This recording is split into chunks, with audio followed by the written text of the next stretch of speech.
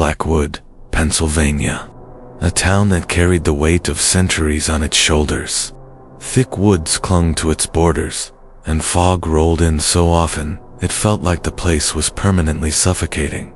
And right at its heart stood Blackwood University. The university was old, older than the town itself, some whispered. Its founding buildings had been erected in the late 1800s, and while newer halls and dorms had sprung up around them, there was one structure that everyone avoided: Holloway Hall. It had once been the medical research wing. Students said it was shut down after a fire in the 1960s. Others claimed something far worse happened: rituals, experiments, even human sacrifices. The school never clarified. They just bricked up its doors and left it to rot, ivy wrapping around its stone walls like veins on a corpse. For most students, Holloway Hall was just a ghost story, a place you joked about during freshman orientation. But for Ethan Carter, it became an obsession. Ethan was 19, a first-year journalism major. He loved stories, especially the kind people weren't supposed to know. And when he overheard seniors whispering about the screams in Holloway, he knew he had to see it for himself. His roommate, Mark Lewis, wasn't thrilled. "Dude, no. Absolutely not. We just got here. You want to get expelled in the first month?" Ethan grinned, leaning against his desk. "I'm not talking about tagging walls or smoking in the quad. I just want to check it out. Write something for the campus paper. Imagine the headline: Inside Blackwood's Haunted Heart." Mark shook his head. He was stockier, cautious, the kind of guy who never crossed the street until the light turned green. "You don't mess with places like that, man. My cousin went here years ago. He told me about it. He said people who went in didn't come out the same." But Ethan thrived on those warnings. They were like gasoline poured onto his curiosity. That night, as rain hammered against the dorm windows, Ethan sat scrolling on his laptop. Dozens of old newspaper articles, half-buried forums, conspiracy threads. He found stories about bodies left behind in Holloway when the fire broke out. Rumors that the cadavers from the anatomy labs had never been removed. A janitor who swore he'd heard footsteps echoing even after the building was abandoned. The deeper Ethan dug, the colder his room seemed to get. The shadows stretched long, clinging to the corners. At one point, he swore he heard someone whisper his name. He spun around, but Mark was fast asleep in his bed, snoring softly. Ethan shook it off. "Just the rain," he muttered, closing his laptop. But when he finally drifted to sleep, his dreams carried him straight to Holloway Hall. He stood in a hallway filled with smoke and screaming, desks overturned, windows blackened with soot. The stench of charred flesh burned his nose. Something moved in the fog, a figure dragging itself across the floor. Skin melted, teeth clacking as if trying to form words. Ethan couldn't move. The thing crawled closer, closer. Its voice came out broken, gurgling. "Help me." He woke with a scream, heart pounding, drenched in sweat. Mark jolted awake too, panicked. "Jesus, man, what the hell?" Ethan pressed a trembling hand to his face. The dream still clung to him. The smell of smoke, the sound of broken teeth. He tried to laugh it off. Bad dream, that's all. But deep down, he knew it wasn't just a dream. The next evening, Ethan dragged Mark to the old Tian diner across from campus. Maggie's place. The diner's neon sign flickered, buzzing in the drizzle. It was the kind of place where truckers and professors alike drank cheap coffee and swapped rumors. They sat at the counter, and Ethan asked Maggie, a stout woman in her 50s, with tired eyes, about Holloway Hall. Her expression darkened. Immediately. "Don't go near it. That place is cursed. Always has been." Mark nodded eagerly. "See, even she says so." But Ethan leaned forward. "Why cursed? What actually happened there?" Maggie hesitated, glancing at the few other patrons. She lowered her voice. "My brother studied here in '65. He was in Holloway the night of the fire. said he saw people running, but not all of them were alive. Ethan frowned. What do you mean? Her hands trembled as she refilled a coffee cup. Some of those cadavers they kept for research. He swore they were standing up, walking through the smoke, burning, screaming, like they were still alive. He left school the next week and never spoke of it again. Mark pushed his plate away. That's it. I'm done. No more ghost stories. But Ethan's curiosity was burning hotter than ever. That night, he told Mark the plan. They were going in. Mark argued, cursed, threatened to snitch to the RA, but in the end, he followed. Maybe it was loyalty. Maybe it was fear of letting Ethan go alone at midnight, with flashlights in hand.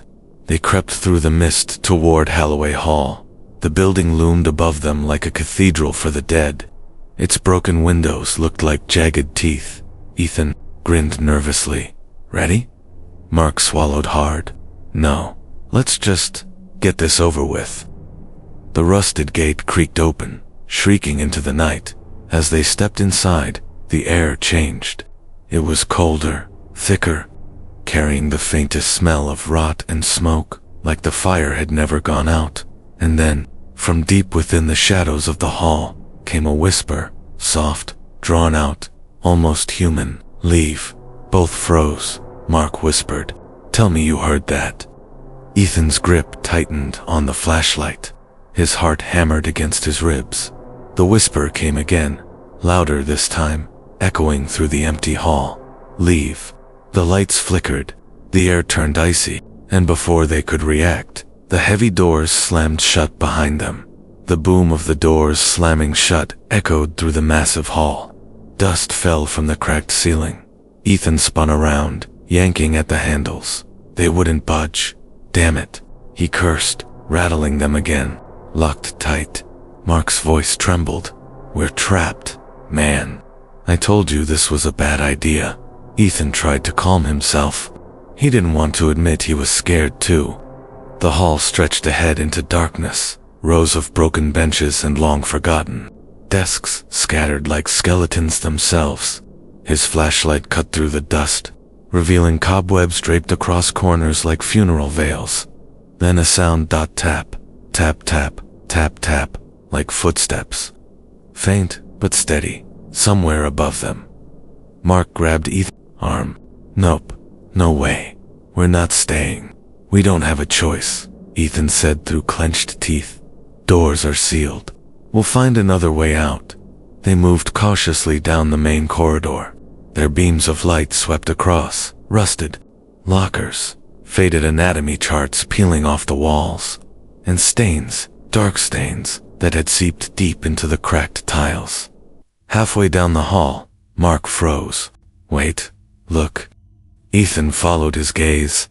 On the wall, scratched deep into the plaster, were words. Letters gouged out by fingernails or something sharper. Don't open the L.A. Ethan's throat went dry. He ran his fingers over the letters. They felt fresh, as if carved not long ago. Mark whispered, Who the hell would? Probably some idiot trying to freak people out, Ethan muttered, though his voice lacked conviction. They kept moving. The building felt alive. Every breath echoed too loud. Every shadow seemed to shift when their lights passed over it. Finally, they reached the stairwell. The iron railings were rusted, steps broken in places, but something else drew their attention. At the base of the stairs lay a single shoe, a black leather loafer, half burned, as if it had been in a fire decades ago. Mark whispered, Nopey, Nopey, Nopey. He turned back toward the corridor. We're gonna die here. You get that, right? But Ethan's eyes locked on the shoe. It was angled oddly, as though someone had been wearing it, when a sound cut through his thoughts, crying soft, childlike, coming from upstairs. Mark's face went pale. Oh God, do you hear that? Ethan's stomach churned. The rationale? Part of him screamed to run, to hide, to do anything but follow that sound. And yet, he climbed the first step. The crying grew clearer, not just crying, words, broken sobs. "Help me. It hurts," Mark hissed. "Don't go up there."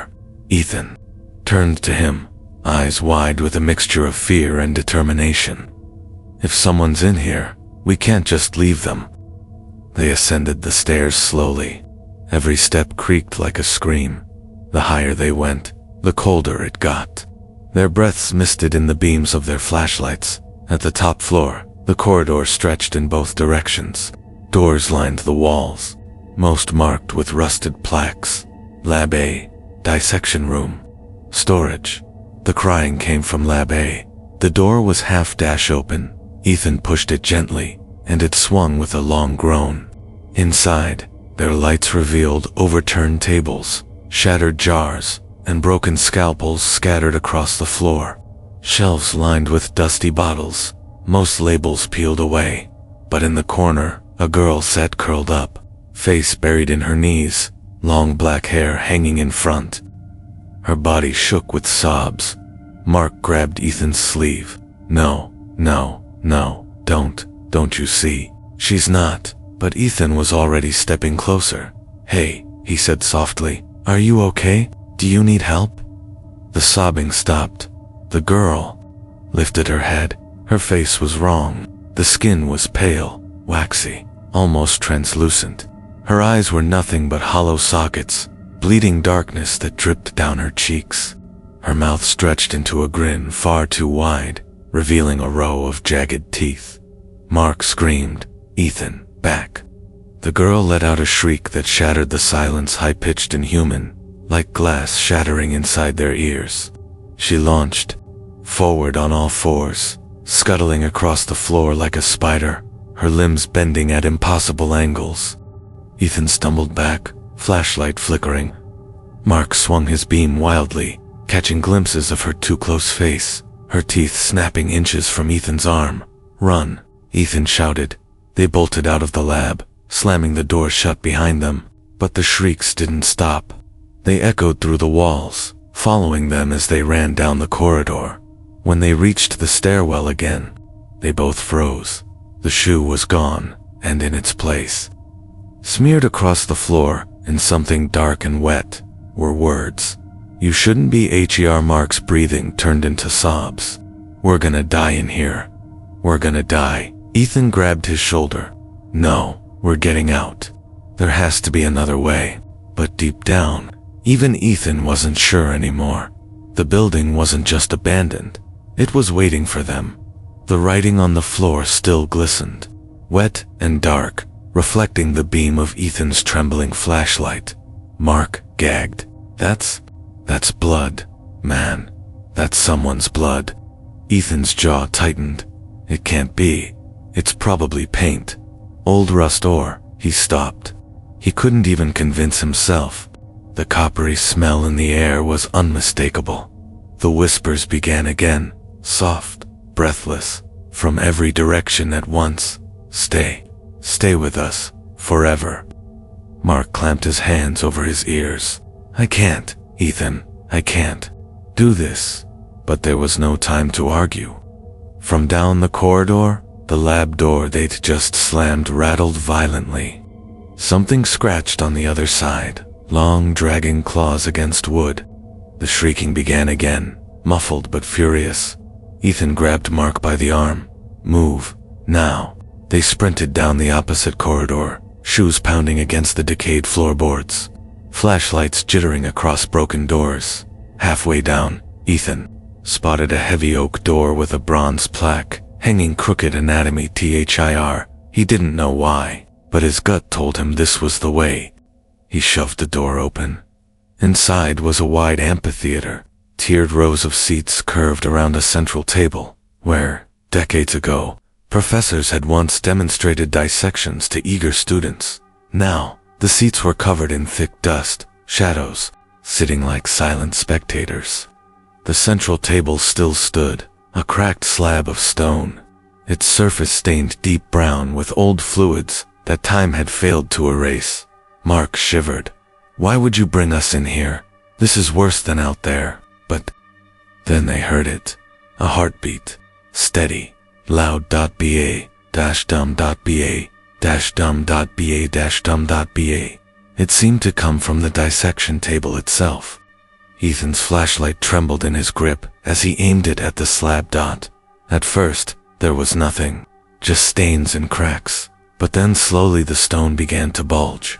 The surface rippled, as though something underneath was trying to push its way out. Mark's scream echoed in the empty theater. "We need to go. We need to go." Before they could move, the slab split open. A hand burst through. Not fresh, not living. It was pale, skeletal, skin stretched tight over bone, nails long and yellowed. Another hand followed, then a head, pushing itself out of the table as though the stone were nothing but thin paper. The corpse dragged itself up, jaw snapping, eyes cloudy and blind. It wore the tatters of a lab coat, burned along the edges, and then, as if on cue, more sounds filled the theater. The creak of chairs, the shuffle of feet, the whisper of dozens of voices. Ethan swung his light toward the rows of seats. Every seat was filled. Skeletons, corpses, charred bodies, all seated in silence, their empty eyes fixed on the boys. Some were missing jaws, some still smoldered with burns, some twitched as if remembering pain. Mark dropped his flashlight, falling to his knees. No, no, no, no. The corpse in the lab coat reached the floor, dragging itself toward them. Its mouth opened, releasing a voice that wasn't its own. The voice of dozens, speaking at once. Class is in session. The corpses in the seats began to rise. Bones cracked, tendons stretched, as the audience of the dead stood to join their professor. Ethan grabbed Mark and yanked him toward a side door. They shoved it open and stumbled into a narrow corridor that smelled of formaldehyde and rot. Behind them, the anatomy theater roared with the sound of shuffling feet. The boys ran blind. Every step echoed. The whispers followed. Stay. Learn. With us. Forever. Finally, they burst through another door and found themselves in a storage room. Shelves towered high, stacked with dusty jars. Ethan lifted his light. The jars weren't filled with chemicals. They were filled with body parts, floating eyes pressed against the glass. Following them as they moved, fingers curled. A heart twitched once, then stilled. Mark gagged and stumbled back against a shelf, knocking a jar to the floor. It shattered, spilling thick yellow fluid and something that writhed for a second before going still. Ethan pulled him forward. "Don't stop. We can't stop." At the far end of the room was another door. They crashed through it into what looked like a stairwell leading down into the basement. The smell hit them instantly, worse than anything before. Rot, decay, ash, like hundreds of bodies, had been left to molder in the dark. Mark coughed, covering his mouth. "Why are we going deeper?" Ethan, panting, stared into the shadows below. "Because maybe the basement has a way out. Maybe." But his words died in his throat. Down below, faintly visible in the gloom, stood dozens of figures, not skeletons, not corpses. Students. Some wore 1960s clothes, some older, some newer. All stood perfectly still, their faces pale and blank, eyes wide and unblinking. And then, in perfect unison, they turned their heads upward toward Ethan and Mark. Their mouths opened, and the basement echoed with one word, spoken by dozens of voices at once. "Stay." The chorus of voices thundered up the stairwell. "Stay." Ethan's grip on the railing tightened until his knuckles turned white. Mark clutched his arm, trembling. "They're not real, man. They can't be real." But the figures below didn't move like ghosts. They shifted slightly, their heads tilting in unnatural synchrony, as if every neck were connected to invisible strings. The pale light from Ethan's flashlight fell across their faces, young, terrified faces frozen in expressions of despair. Ethan swallowed hard. "They're students." Mark's voice cracked. "From when? From how many years?" The basement crowd didn't blink. They didn't breathe. They simply stared up, waiting. Then, slowly, one figure stepped forward. A girl in a blood-stained cardigan, hair matted and damp, as if she had just drowned. Her lips twitched before parting, and her voice spilled out, layered, echoing, as though 100 throats spoke at once through her. "You don't belong here, but now you are one of us." Ethan's legs nearly gave out. "We're leaving. Right now." But the stairwell behind him groaned, the door slamming shut with a force that rattled the metal railing. Darkness closed in tighter. The only escape was through the basement. Mark shook his head violently. "I'm not going down there. I'll die first." The girl's eyes rolled back until only the whites showed. Her body convulsed violently, then snapped upright again. She raised an arm, and the others moved with her, dozens of pale hands stretching upward in unison. "Join us." The basement erupted with a roar of movement. Feet shuffled, jaws clicked. Their chant filled the stairwell. "Join us. Join us. Join us." Ethan yanked Mark forward. "Move." They bolted down the stairs, weaving between the pale figures. Cold fingers grazed their arms, leaving icy burns. The crowd didn't chase them with speed, but with inevitability, no matter how fast Ethan and Mark ran. The figures always seemed one step behind, their whispers scratching at the boy's ears. At the far end of the basement, Ethan's flashlight beam caught on a heavy steel door. A faded red sign above it read "Morgue." Mark stopped dead in his tracks. "No, no way.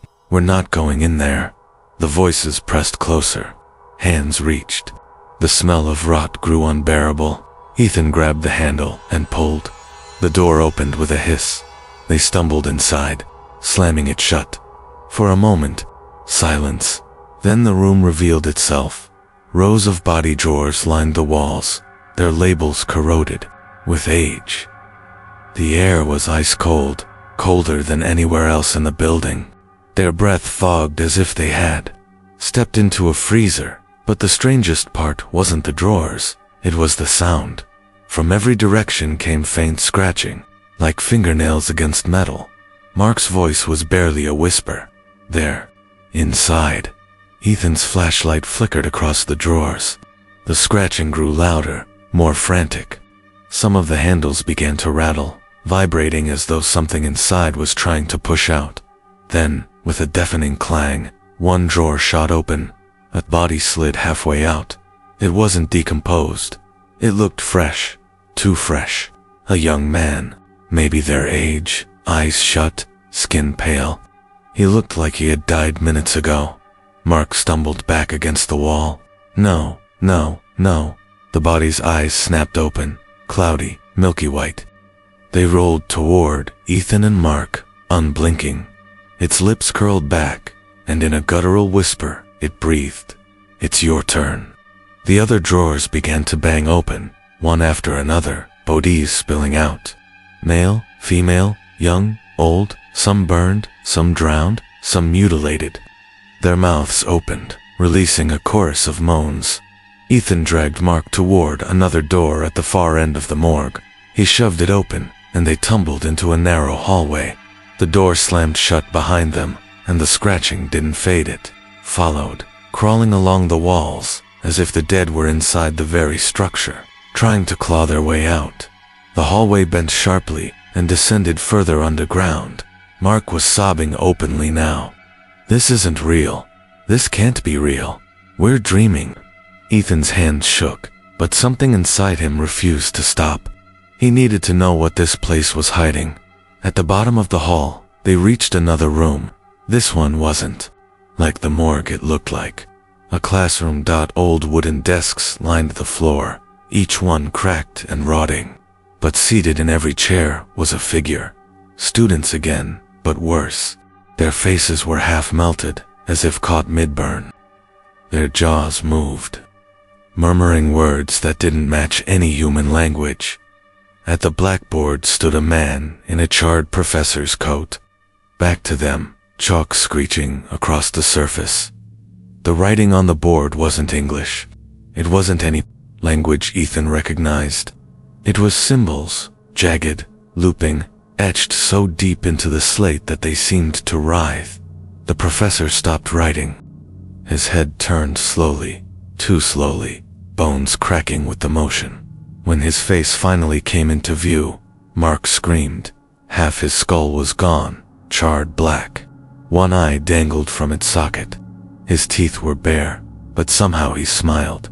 "Class," the professor rasped, voice like burning wood. "We have 2 new students today."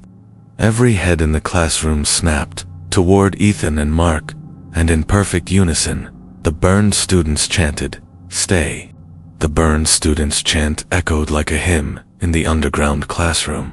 "Stay, stay, stay." Ethan's flashlight flickered wildly, struggling against the oppressive dark. The professor raised a skeletal hand, and the chanting ceased instantly. The silence that followed was worse, thick, suffocating, expectant. Ethan and Mark stood frozen at the back of the room. Neither dared breathe too loudly. The professor's ruined face tilted toward them. "You came looking for answers," he rasped. "But knowledge has a price." He turned back to the board and dragged the chalk across it again. The symbols twisted under his hand, glowing faintly, writhing as though alive. With every stroke, the burned students shivered, their melted flesh quivering like wax near a flame. Mark tugged at Ethan's sleeve, whispering desperately, "We need to go. Now." But the professor's head snapped back, his dangling eyes swinging like a pendulum. "Sit." The students' jaws opened in unison, emitting a low groan. The temperature dropped another 10 degrees. Ethan could see his own breath, white mist filling the air. "Run," Ethan whispered. They turned and bolted, shoving through the door behind them. The moment they crossed the threshold, the classroom erupted in screams, dozens of voices shrieking in agony, as if their very flesh was being torn apart. The door slammed shut on its own, the sound echoing down the corridor. They staggered through the underground hall, gasping, until they found another set of stairs leading up. With shaking legs, they climbed, desperate for escape. At the top, they emerged into what looked like an office. Dust-coated filing cabinets lined the walls. Papers were scattered across the floor, some so old they disintegrated at the touch. Ethan slammed the door behind them and leaned against it, chest heaving. Mark collapsed onto the floor, sobbing, I can't do this anymore. We're not getting out. Ethan, we're gonna die down here." Ethan forced himself to look around.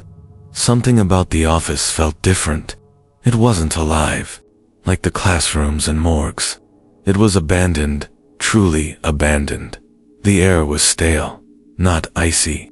For the first time since stepping inside Holloway, Ethan felt like this room wasn't watching them. His eyes fell on a cabinet that had been toppled. Over its drawers, half open. Inside, papers and photographs spilled out. He crouched, picking one up. It was a black and white photo. Students in lab coats, standing proudly in front of Holloway Hall. In the center, a stern man in a suit, bald head shining, his eyes hard and cold, scrawled on the back in fading ink, Dr. Malcolm Holloway, 1939. Ethan's pulse quickened. "Mark, look at this." Mark lifted his head weakly. "I don't care." "Listen," Ethan snapped. "This is it. This is why this place is haunted." He flipped through more papers. Most were brittle, crumbling, but some were preserved. In folders, reports, case files, records of donated bodies for research. But the language shifted the deeper he read. Clinical terms gave way to stranger notes. Subject 14 responded to incantation. Corpse reanimated for 6 minutes, unable to speak. Fire contained. Loss of control, unacceptable. Ethan's throat went dry. They weren't just studying cadavers. They were trying to bring them back. Mark's eyes widened in horror. Necromancy. "You're saying this was some kind of experiment?" Ethan nodded slowly. His hands shook as he picked up another folder. Inside were sketches of symbols. The same jagged, writhing script, the professor had carved into the board. At the bottom of the pile lay a final report. Its typewritten words were stained with something dark, but legible enough. Project Rebirth. Failure. Test subjects unstable. Fire cleansed most evidence.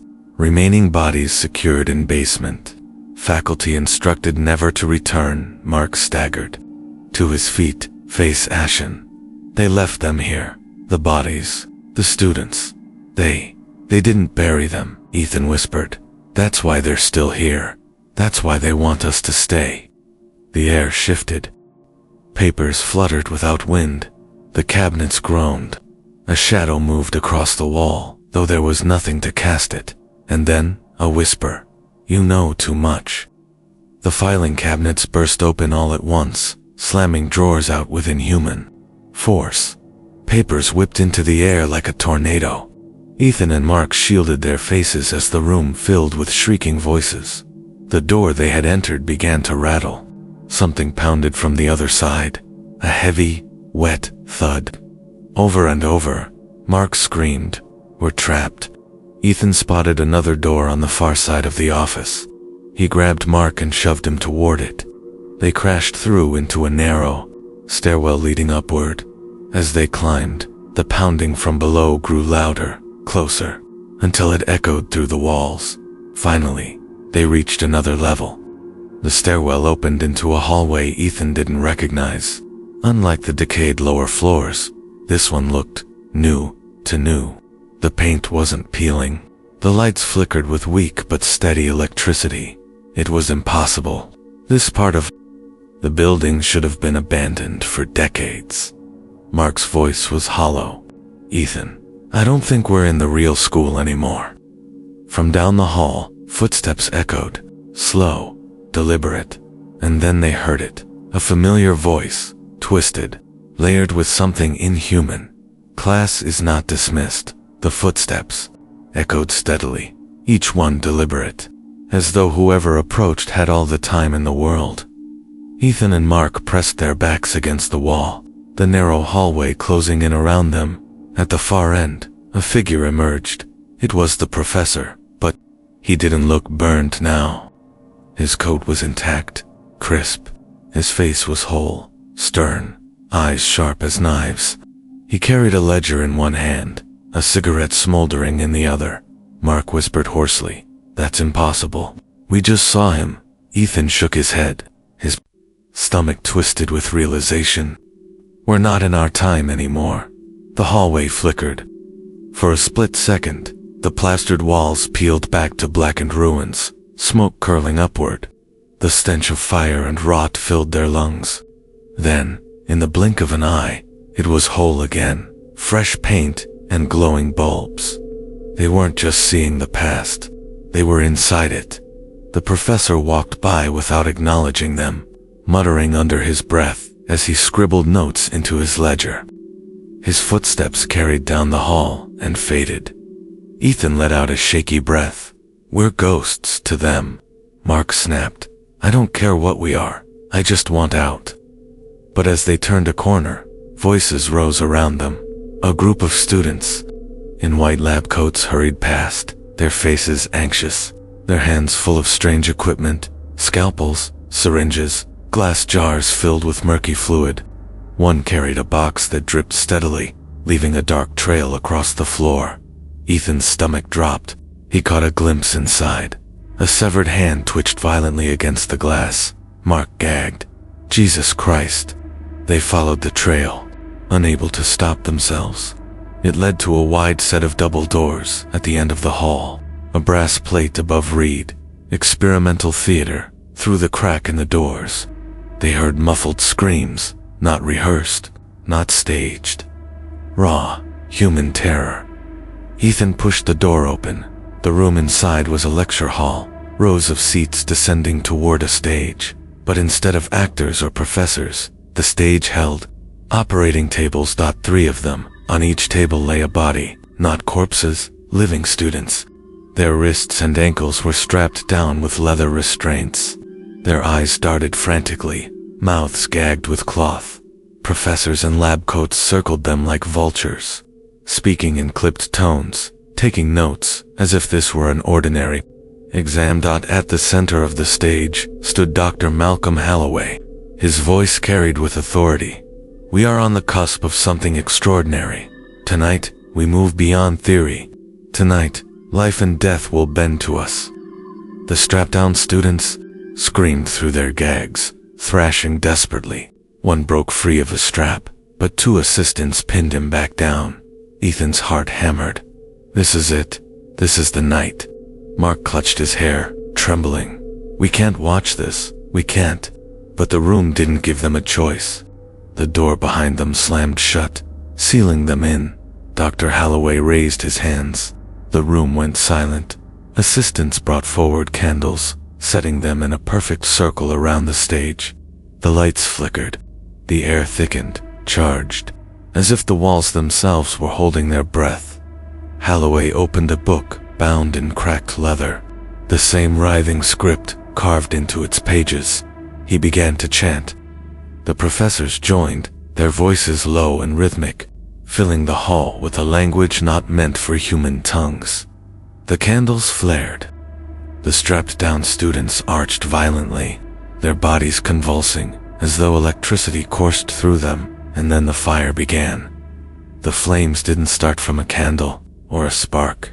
They rose from the floorboards themselves, black, fire, unnatural and hungry. It spread in a circle, swallowing the stage. One of the restrained students broke free, ripping the gag from his mouth. His scream split the air. His flesh bubbled, blistering, melting away as the fire licked across him. Mark sobbed openly. "Oh God, oh God." Ethan grabbed his arm. "Don't look.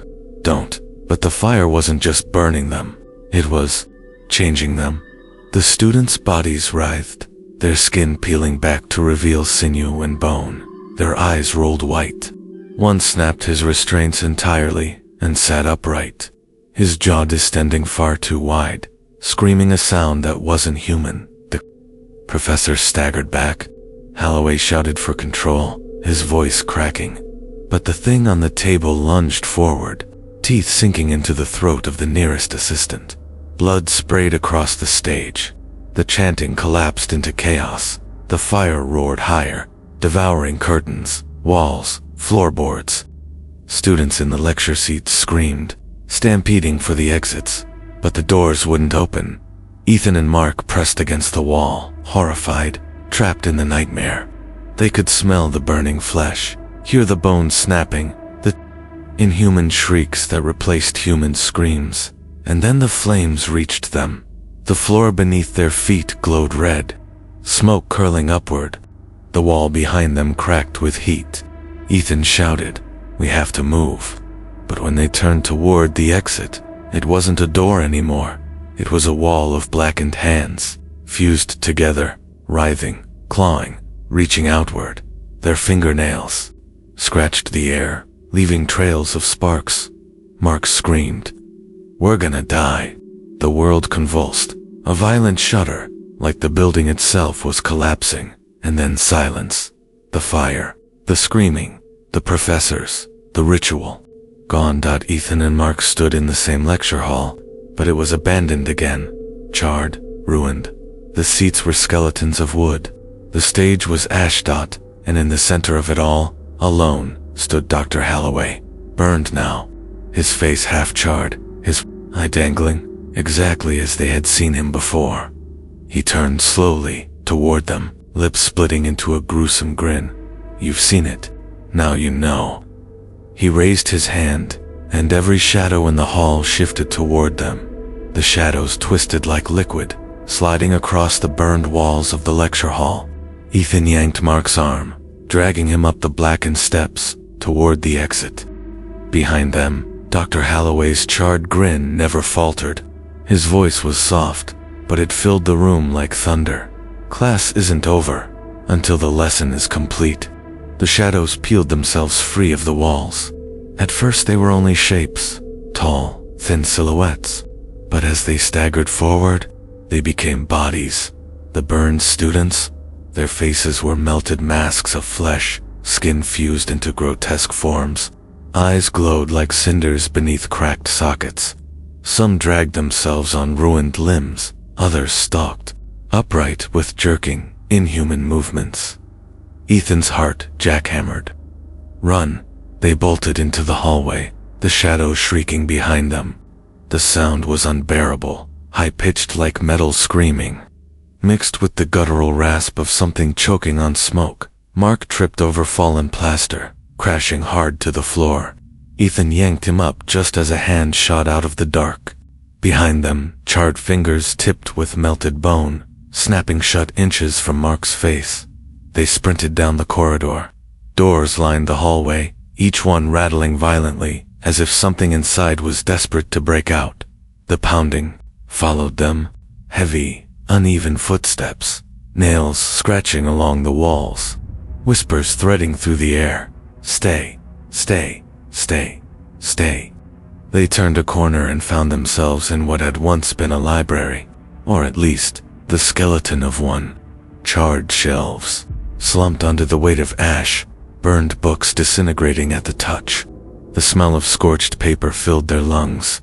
Ethan pulled Mark into the maze of shelves. "Hide."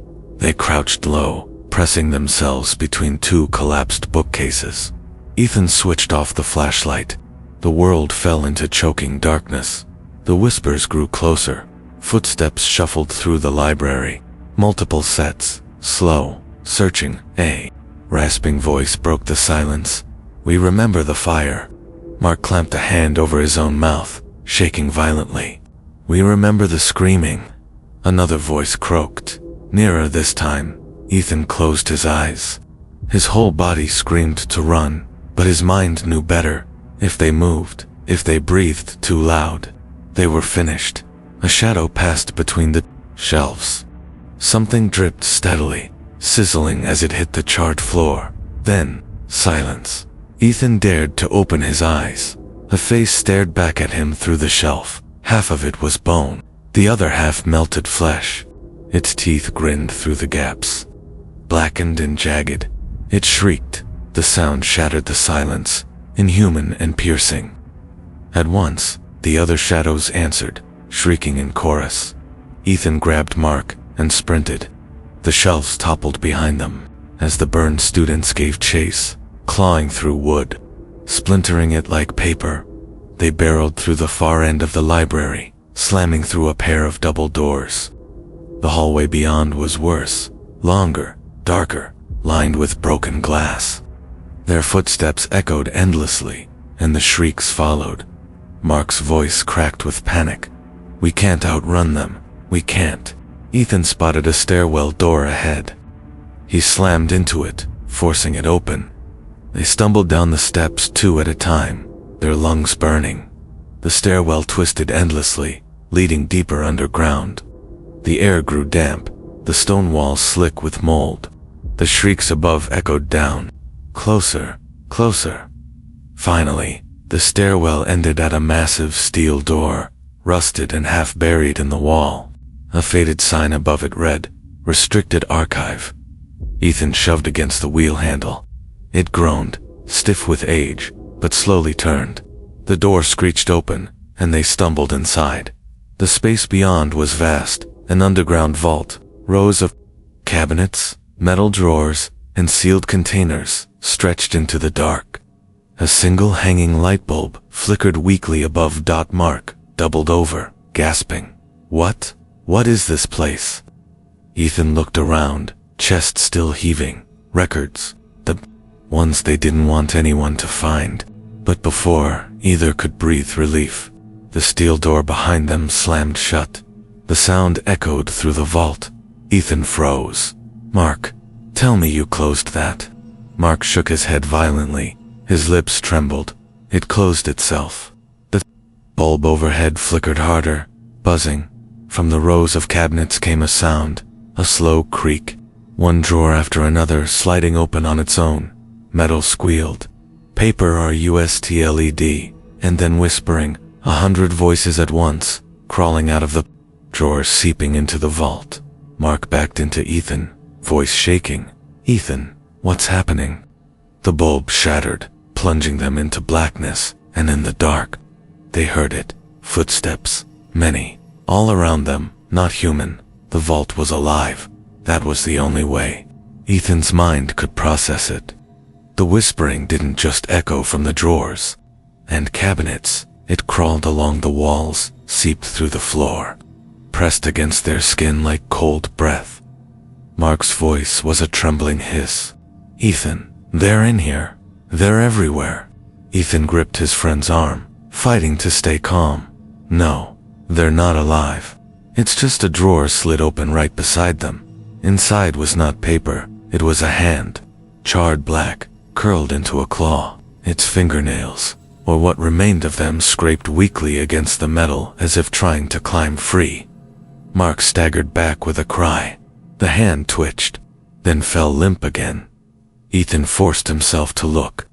Drawer after drawer yawned open, and what they revealed was worse than anything he had imagined.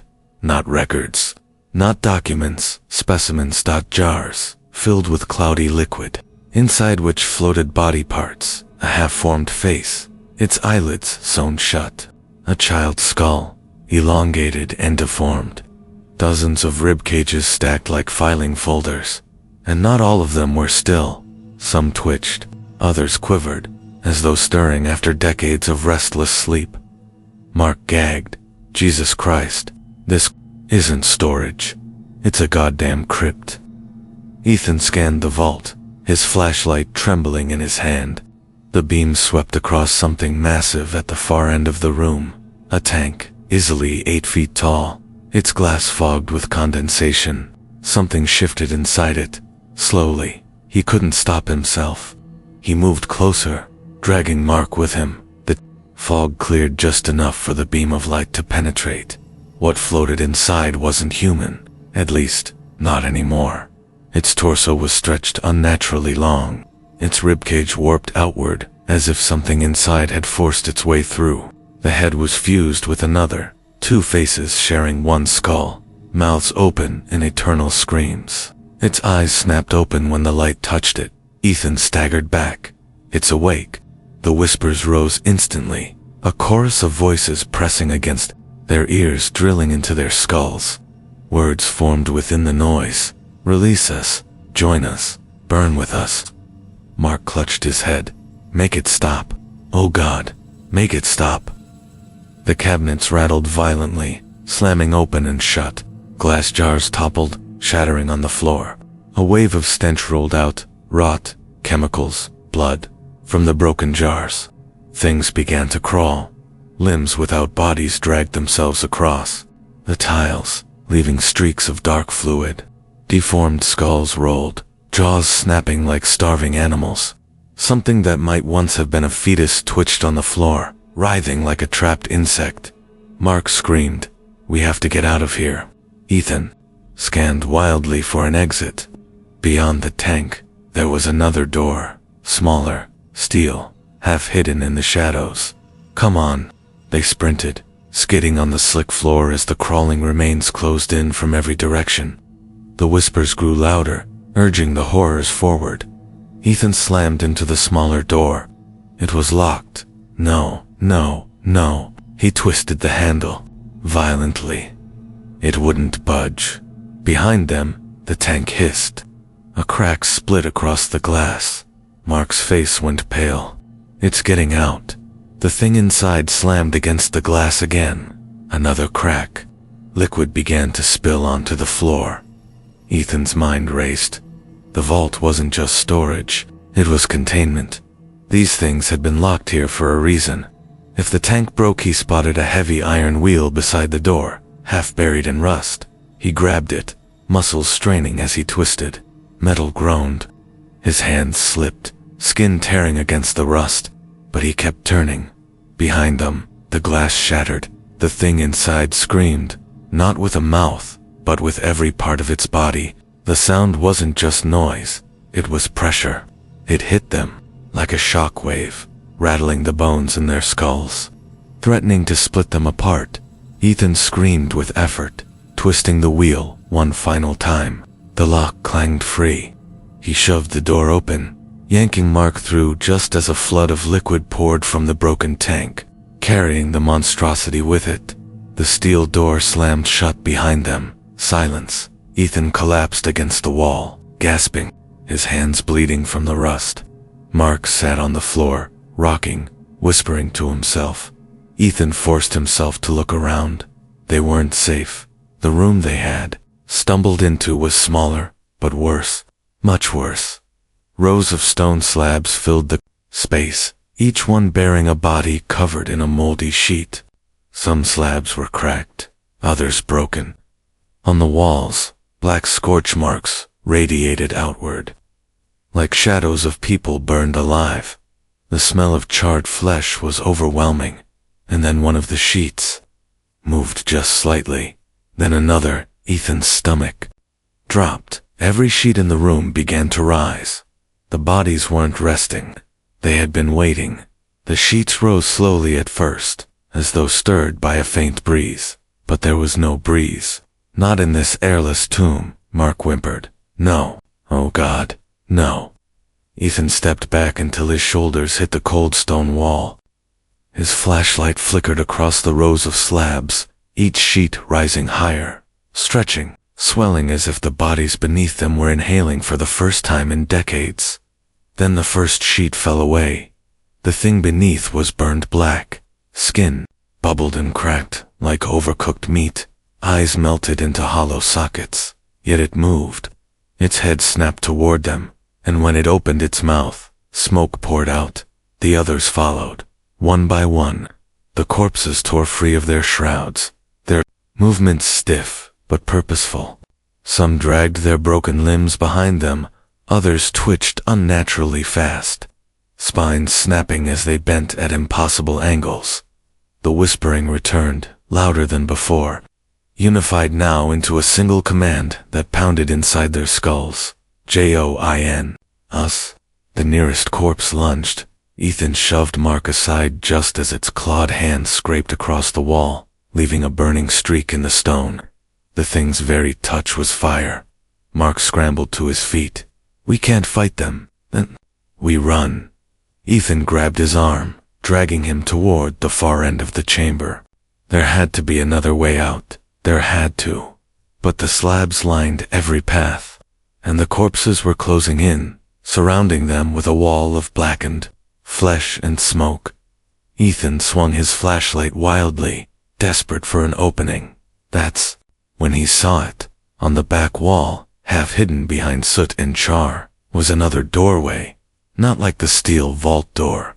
This one was older, arched, stone, carved with symbols. It looked more like an altar than an exit, but it was something over there. He shouted. They ran, shoving past the first wave of corpses. One grabbed Mark's jacket, and for a split second Ethan thought his friend was done, but the fabric tore free, leaving Mark stumbling forward with a scream. The corpses shrieked, the sound like fire crackling through dry wood. Their hollow sockets glowed faintly, embers burning in the void. Ethan and Mark reached the stone door and threw their weight against it. Nothing. It didn't budge. Push harder. Ethan gasped. But it wasn't a door to be pushed. It was a seal. The carvings on the stone glowed faintly as their hands pressed against it, symbols twisting, rearranging like snakes slithering across the surface. A word pulsed in Ethan's head, though he had no idea how he understood it. Blood. Behind them, the corpses closed in. Smoke filled the air, thick and choking. Mark coughed violently, falling to his knees. Ethan didn't think. He pulled a shard of broken glass from the floor and slashed his palm. Blood welled instantly. He pressed it against the carved stone. The symbols flared. The slab rumbled, splitting down the middle. A thin line of darkness appeared. Move. Ethan shoved. Mark threw as the corpses lunged. Hands scraped his back, searing his skin through his shirt. But he forced himself through the opening as the stone slammed shut behind them. Silence. Total silence. Ethan lay on the floor, gasping, his hand bleeding, the cut throbbing with heat. Mark sat slumped against the wall, his eyes wild. "Where the hell are we?" he whispered. Ethan raised the flashlight. They were in a circular chamber, much larger than the last. The walls weren't stone, they were bone. Thousands of bones, stacked neatly, skulls staring outward with empty grins. The ceiling arched high above, ribs interlocking like the inside of a beast, and in the center stood an altar. On it lay a single book. Its cover was leather, but not the kind made from animals. It was too pale, too human. As the light touched it, the whispering began again. Not from the corpses this time, from the book. Mark shook his head violently. No, no way. We're not touching that. But Ethan couldn't look away. The book pulsed, as if it were breathing. His bloodied palm throbbed harder, syncing with its rhythm. The voices grew clearer. You opened the seal. You cannot leave until it is finished.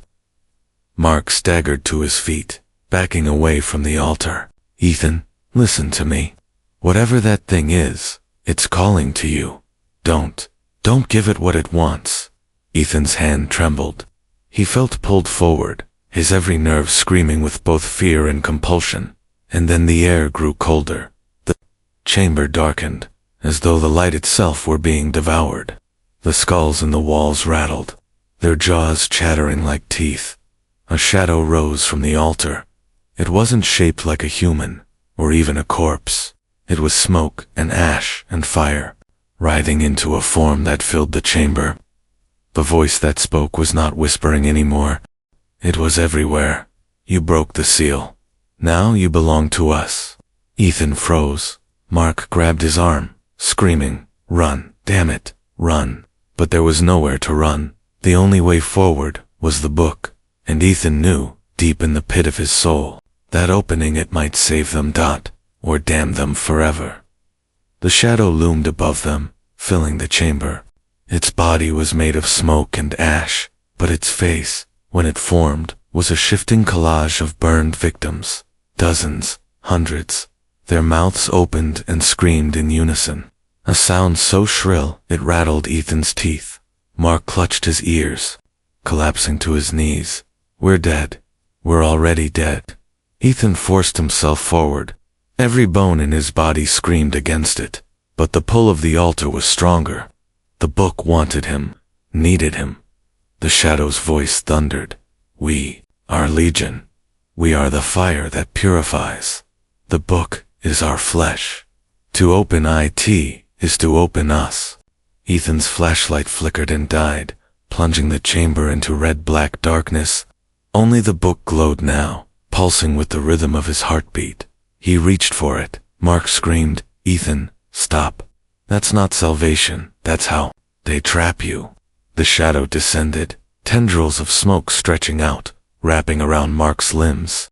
He screamed as his skin blistered beneath the contact. His clothes burned in patches, flesh splitting. Ethan spun. "Let him go." The shadow laughed, 1,000 voices overlapping. One stays, one writes, one burns. The book shuddered, violently. Ethan's bloody palm was drawn to it like a magnet. His skin sizzled the moment he touched the cover, but he didn't pull away. The pain locked him in place. The voice whispered inside his skull now. "Write, and you will be spared. Refuse, and you will burn with the others." The book snapped open on its own. Its pages were blank, but not for long. Words scrawled themselves in fire across the parchment. Names. Dozens of names. Hundreds. Faculty. Students. Victims. Every person who had ever gone missing inside the college. At the bottom of the list, a blank line waited. Ethan's hand shook. His name was already etching itself onto that line. He screamed and tried to pull away. Mark staggered free of the tendrils. Half his skin charred, and hurled himself at Ethan. "Don't let it take you." Their hands slammed down on the book. Together, and the chamber exploded in light. They weren't in the bone chamber anymore. They were in the college library. The real library, not the one rotting underground, but the one upstairs, pristine, untouched. Students whispered at tables. Sunlight streamed through high windows. The normal world.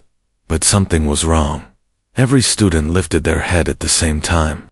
Their faces blurred, melted, warped into the same burned visages Ethan had seen in the corpses. Their mouths opened wide. The whisper returned, shaking the air. "Join us." Ethan slammed the book shut. The world cracked. The students screamed and dissolved into ash. The library melted away, walls sloughing off like skin. Beneath it was only fire. Endless fire. Mark clung to Ethan. "We're not going to make it." Ethan thought of his bleeding hand, the seal, the book demanding blood. He realized the truth. The book didn't want names, it wanted a sacrifice. That's how the curse stayed alive. Each generation, one victim forced to write their name and burn so the others could remain trapped. Ethan's name was still etched in the book. He looked at Mark. Mark's face was blistered, one eye swollen shut, his skin scorched from the shadow's grip. He wasn't going to last much longer. Mark coughed. Don't do it. Don't give in. Burn the damn thing." The shadow roared, shaking the world. "If you destroy it, you destroy yourself. The flames will never end." Ethan screamed back, "Then let it end." He lifted the book high. It writhed in his grip like a living thing, pages flapping violently. The cover snapped at his wrist like jaws, but Ethan held on and hurled it into the center of the fire. The book shrieked as it burned. 1,000 voices screamed at once, rising higher and higher until the sound shattered into silence. When Ethan opened his eyes, he was lying on the grass outside the college. The building loomed above, blackened, every window shattered. Smoke rose from the roof, curling into the night sky. Sirens wailed in the distance. He sat up slowly, his body trembling. His hand was still bleeding, the cut deeper than before. Beside him, Mark stirred, alive but barely, his skin scorched. He looked at Ethan with one eye and whispered, "You did it." Ethan looked back at the college. The entire structure groaned, collapsing in on itself. The ground shook, and with a deafening roar, the once proud building crumbled into rubble. Fire and smoke devouring it whole. The curse was over, or so he thought, because when he looked down at his hand, the wound was still open. The blood didn't stop flowing, and faintly, beneath the sirens and the crackle of flames, he heard a whisper rise from the rubble. "One stays, one writes, one burns." Ethan froze. The cut in his hand burned like fire, and for a split second, just before the paramedics reached him, he swore he saw words searing themselves into his skin. The first line of a new book.